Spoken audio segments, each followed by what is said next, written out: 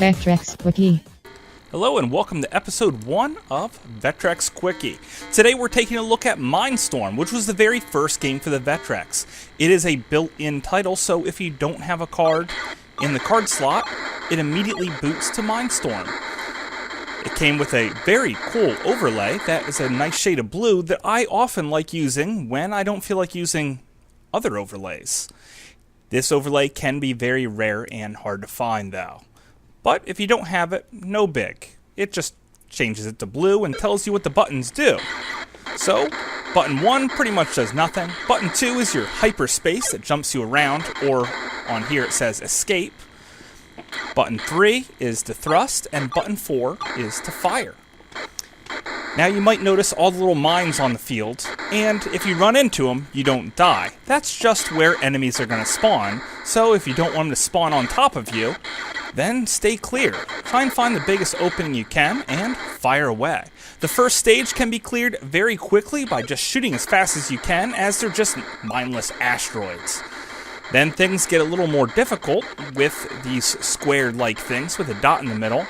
They'll fire a projectile at you after you destroy them.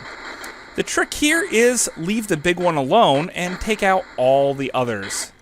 And then you're pretty much free to take out the big one, and then only that style of enemy will spawn. Now there are a few more styles, including one that just chases you all around the screen, so don't be afraid to hit that hyperspace button when things get a little hairy. However, you have no idea of where you're going to reappear at, so it can be a death sentence. And death comes at a pretty high price. You don't just pick up right where you left off, you have to start that whole level over.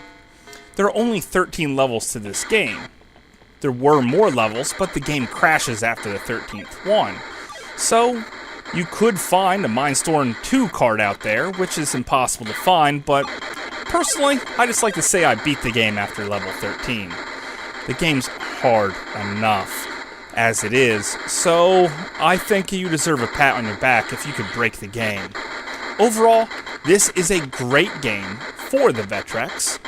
And if you have a Vectrex, you already have it, so you don't have to take my opinion whatsoever on that, because you already know it's great.